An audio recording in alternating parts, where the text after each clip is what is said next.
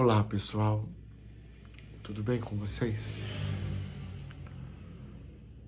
Na verdade esse vídeo aqui é mais sobre a minha história do que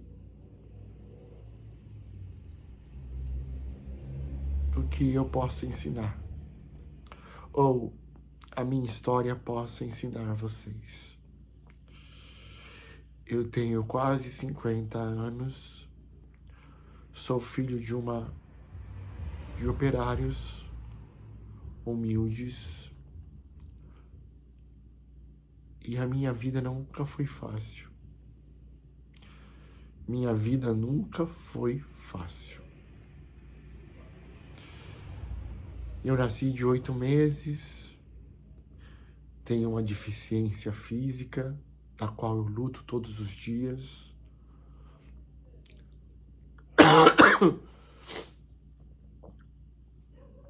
Os primeiros anos da minha vida foram desafios. A minha adolescência foram desafios. A minha juventude foram desafios. E a minha vida adulta também foi desafios em cima de desafios. Me lembro que eu precisava aprender a ler e escrever, e por um cálculo de um pedagogo, de uma pedagoga, queria que eu escrevesse com a mão direita. Minha mão direita, às vezes ela abre e às vezes ela não abre.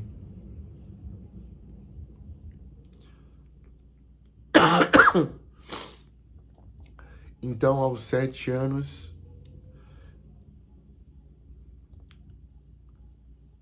eu fui levado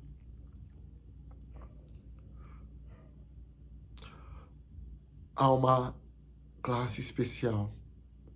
Simplesmente porque eu não podia escrever com letra com a mão direita, com a mão esquerda. Eu tinha que escrever com a mão direita.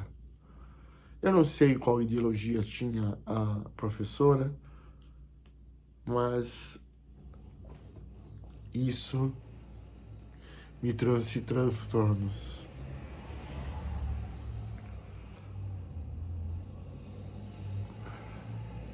Pois bem, através de uma bateria de estudos, de pedagogos, decidiram que eu tinha que escrever com a mão esquerda, porque era a minha mão mestra.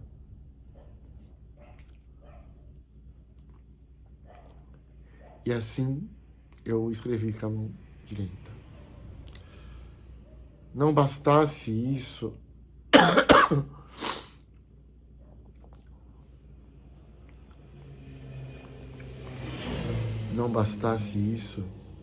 eu voltei para uma escola no segundo ano, depois para o terceiro ano. E aí cheguei no quarto ano, o antigo quarto ano. Tinham 2 professores. Eram 2 homens. O professor Edgar, de Ciências e Estudos Sociais. Quer dizer, de Ciências e Matemática. E o professor Esdras, de Matemática, de Língua Portuguesa e Estudos Sociais. Um era bem legal. O outro me acusou de ser um débil mental. Veja, ele pegou uma folha e disse para a classe: aqui está a folha de um aluno débil mental.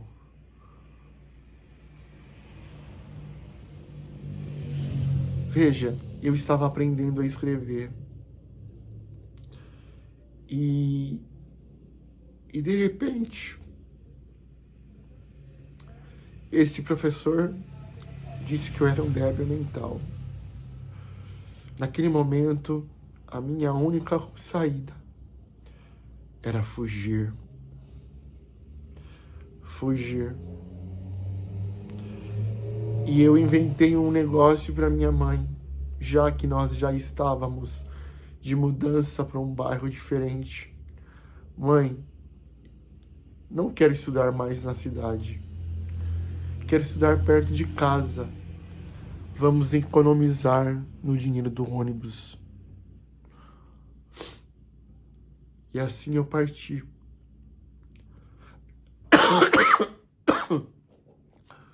Parti para uma escola de periferia, não mais na área central. Porque ali o professor me maltratava. Não olhava para minha deficiência como deficiência. Olhava para minha deficiência como um erro humano. E erros humanos como um erro, uma aberração da humanidade. Esse professor já não existe mais. Tal de Esdras Bonilha. E eu fiz uma promessa, que eu iria mostrar para a humanidade que eu sabia escrever. Então, eu parti para estudar. E a única coisa que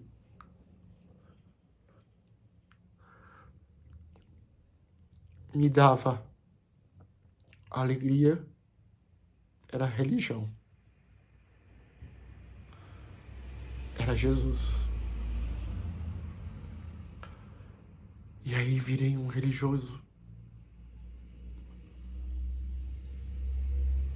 Religioso, religioso, religioso, religioso. Jesus, Jesus, Jesus. Os anos foi passando. Novamente tive que mudar de escola. Mas não era por pressão minha. Era mais por questões familiares. Porque eu também tinha um irmão sapeca, que não se sustentava na escola.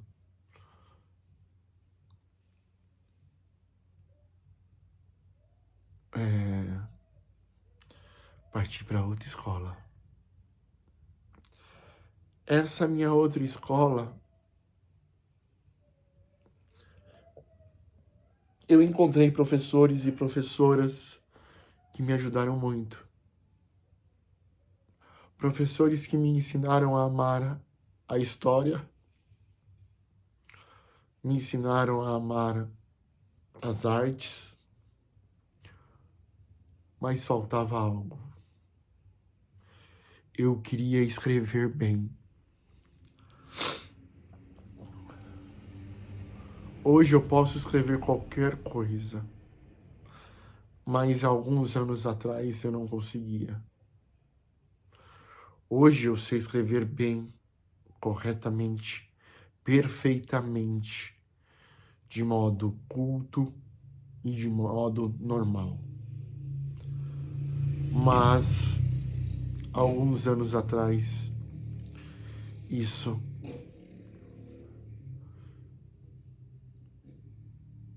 não era possível. Eu sou uma geração que as greves de professores duravam 30, 40, 50, 60 dias, 90 dias. Nós perdíamos muitos períodos de ano letivo.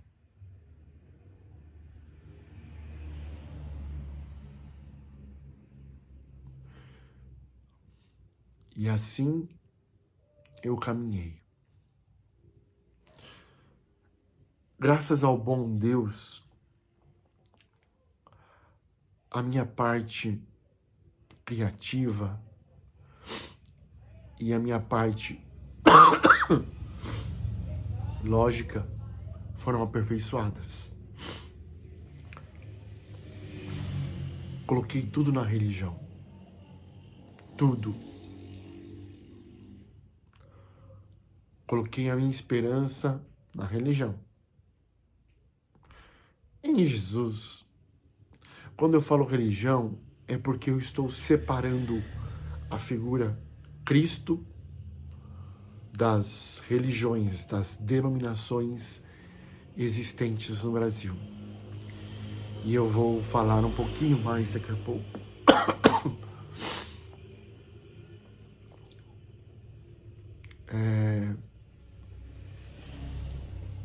De repente, eu me vejo na adolescência. Aí os desafios são maiores, porque as vontades acontecem, os desejos acontecem. E a minha vida foi pautada em religião, estudo e exercício físico.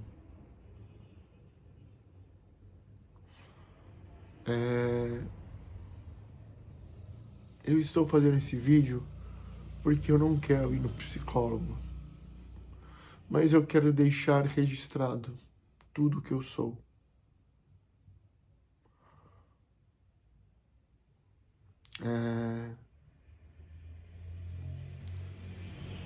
De repente eu queria ter um emprego. E os meus primeiros empregos foram entregar jornal, auxiliar de açougueiro, auxiliar de tapeceiro. Aí meu primeiro emprego registrado foi vendedor.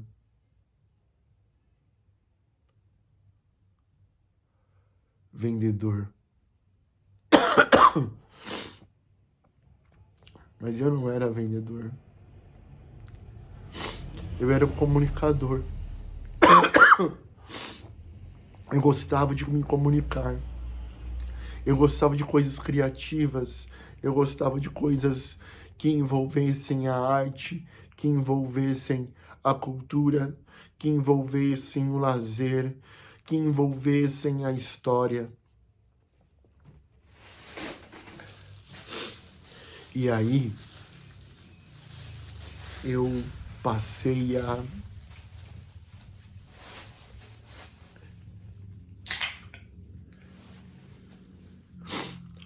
soda.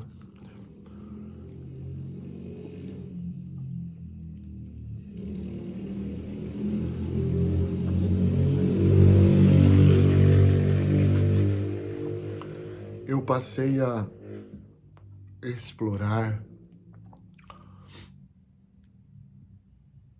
essas coisas. Até aquele momento não existia leis que incentivassem o trabalho de deficiente físico.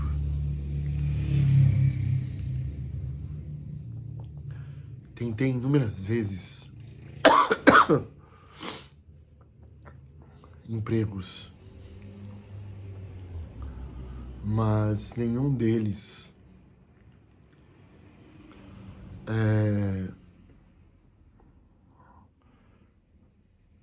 se adequava, ou eles não queriam um deficiente físico, porque existiam os paradigmas de que deficiente físico não é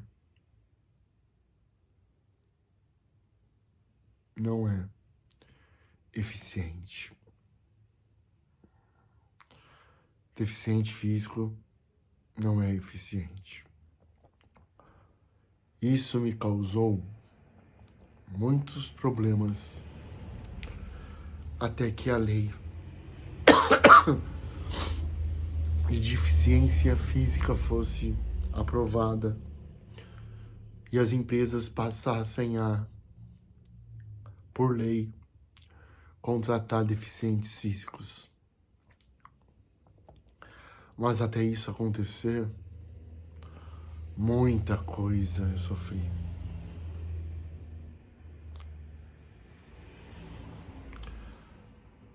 A existência humana, ela é pautada pelo sofrimento. Ninguém chega ao topo sem sofrer.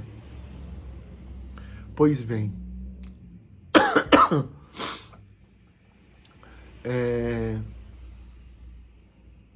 fui ser citotécnico.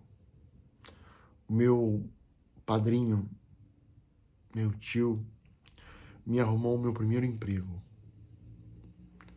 E fui ser citotécnico. Trabalhar com citologia. Um ramo da biologia que você estuda as células humanas, as células do órgão feminino.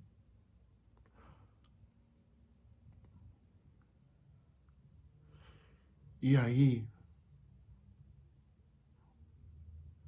eu passei a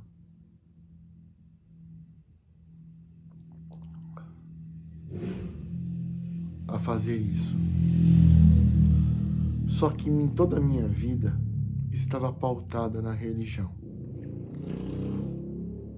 Porque eu vivi uma época do boom das igrejas evangélicas na parte musical. Então nós queríamos ser ministros e ministras de louvores. Eu tiro sarro agora porque isso não tem nada a ver, né? Porque se você conhecer a essência de Cristo, Cristo não pede nada disso. Cristo não pede, ele não pede que sejamos grandes na terra. Ele pede que você trabalhe. Isso é um equívoco nas igrejas evangélicas. Ensinam o egocentrismo nos jovens, impulsionando eles a fazer parte do entretenimento. Eu não sabia que eu estava fazendo parte de um entretenimento. Porque, na verdade, uma banda boa não é para engrandecer somente a Deus. É entretenimento, é ego, é vaidade. Então, eu descobri isso tarde.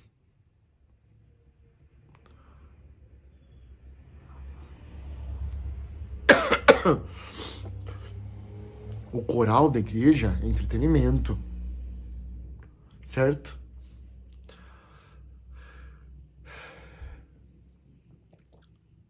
O ministério de louvor da igreja é entretenimento. O pastor contando piadinha no púlpito de casais é entretenimento.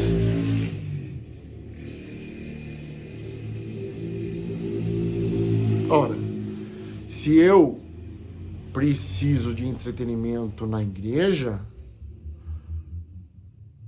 eu vou no cinema, né? Mais confortável, mais adequado. E é isso que me fez afastar das igrejas. A parte de entretenimento. A parte de levar tudo pro lado do entretenimento.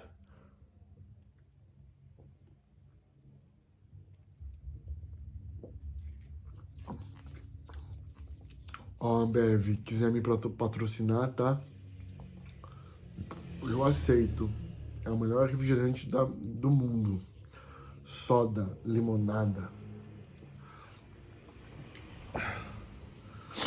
Pois bem, como eu era bom de comunicação, eu me tornei professor bem cedo. Professor de religião. Professor de escola bíblica. Eu falava bem, articulava bem as palavras, decorava tudo. Isso me fez ser professor de escola bíblica aos 13 anos. Vaidade. Salomão estava certo. Tudo é vaidade. Até mesmo esse cabelo que eu coloquei aqui, ó. Vaidade.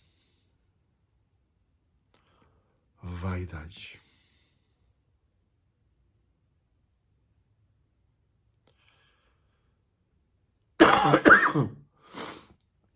E aí, eu passei metade da minha vida –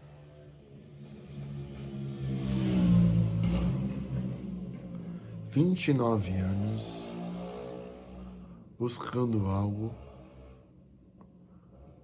que era vaidade. As igrejas são vaidosas. Se a cadeira está ruim, eles pedem para pastor ar-condicionado. Ora, como eu vou louvar ao Senhor sem ar-condicionado? Ora, como eu irei louvar a Deus sem uma refrigeração? A cadeira tem que ter um estofado. Eu não posso passar aqui 2 horas do meu tempo louvando a Deus nesse sem ar-condicionado. Pô, cara, o dono da cruz, o cara que fez a religião, morreu na cruz,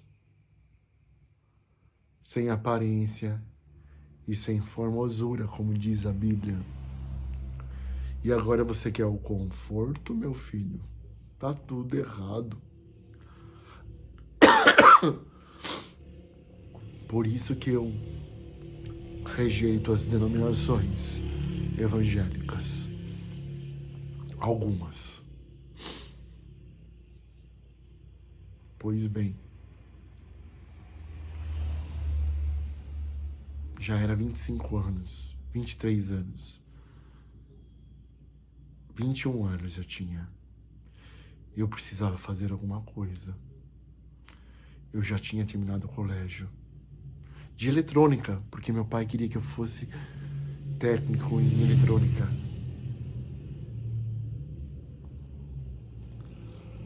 Engenheiro. Mas hoje eu entendo, eles não tinham conhecimento disso. Mas a minha parte criativa é humanas. E eu não sou para exatas.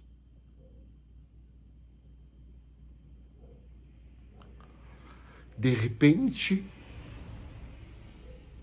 eu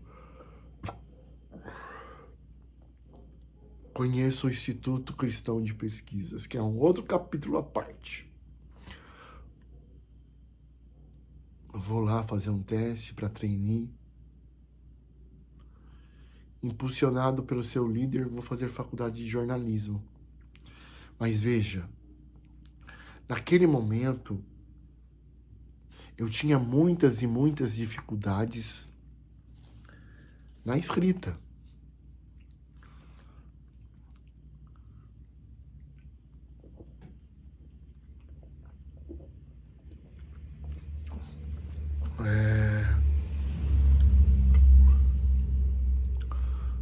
Muitas e muitas dificuldades na escrita. E aí eu passei a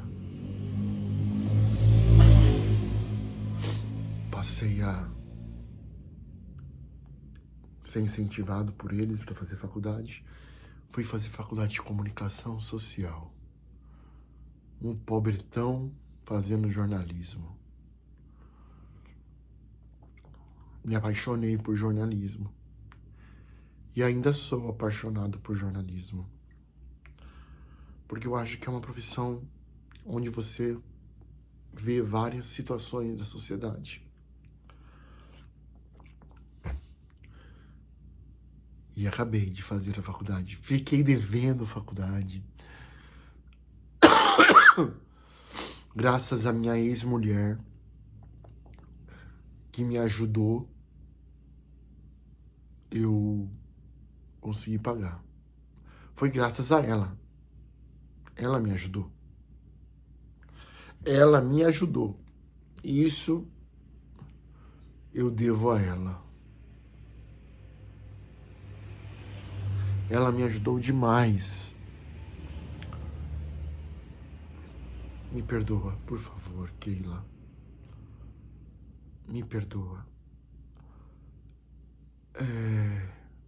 Eu já te perdoei.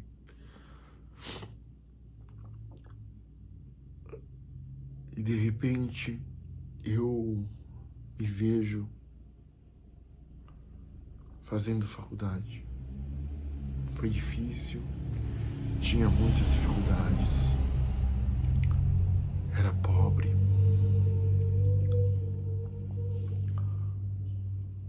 E aí,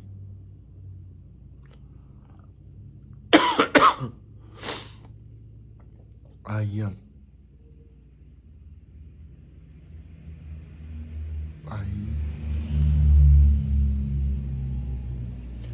conheci aos 29 anos, conheci a minha ex-esposa.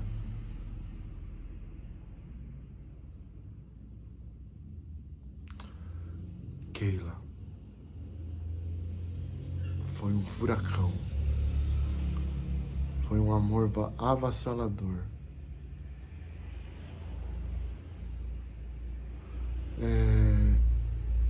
Começamos a namorar.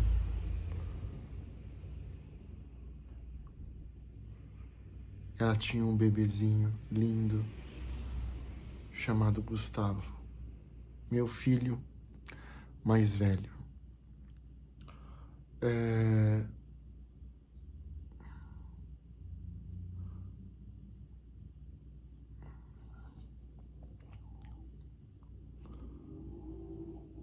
Nós vivemos em conflito durante anos.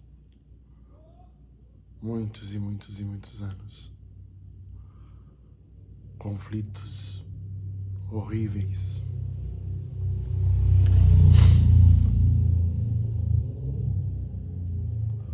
Porque havia diferenças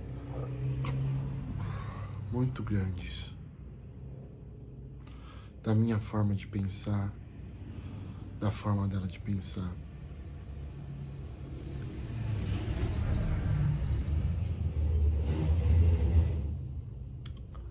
Mas ela me ajudou muito. Enfim, nasceu a Sofia, minha filha,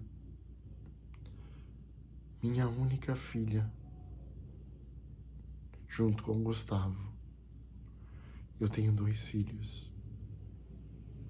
Amo muito eles, mas cometi muitos erros. E eu não sei mais como corrigi-los. Aí chegou a pandemia. Na pandemia de 2019. Para não endoidecer, eu entrei na faculdade de letras. Era tudo que eu precisava para não endoidecer. Eu ficava trancado dentro de casa com livros e livros e livros e livros e livros para poder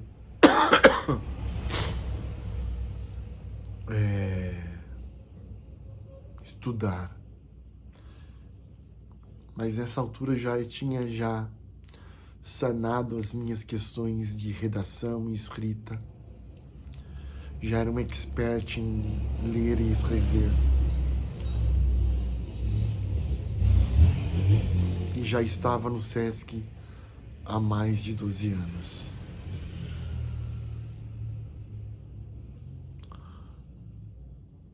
O SESC é um capítulo à parte na minha vida porque me ensinou muitas coisas, mas me tirou muitas coisas. Ele me ensinou cultura, lazer, esporte, mas me tirou Sofia e Gustavo do meu convívio, porque eu tinha que trabalhar muito e ficava muito tempo fora.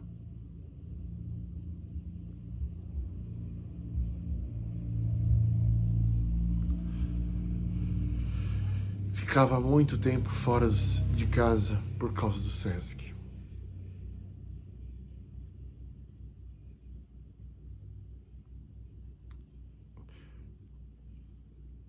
E assim,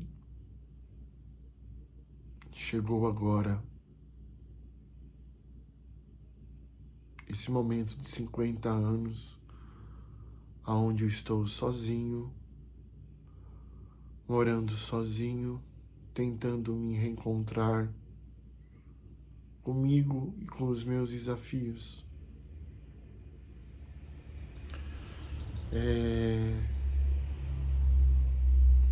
Esse vídeo não é ensaiado, esse vídeo não é planejado, é tudo que eu vi, que vem na minha mente. O que eu quero deixar para vocês é que você nunca desista dos seus desafios. Aí em 2022 eu vou fazer a maior loucura da minha vida, que é dar aula para 5 oitavos anos. A, B, C, D, E, 5 classes de oitavos anos. Foi uma loucura, mas foi uma loucura divertida. Me tornei professor de língua portuguesa. Ai, como eu queria ver aquele professor Esdras. Como eu queria mostrar para ele que eu venci. E é por isso que eu estou fazendo esse vídeo também. Para mostrar que mesmo sendo deficiente físico, você pode vencer. Vença porque eu venci. Com a ajuda de Deus, lógico. Com a ajuda da minha mãe, lógico. Com a ajuda da minha ex-esposa, lógico. Mas eu venci. E é isso aí. Ok? Vença comigo, porque eu venci também. Tchau.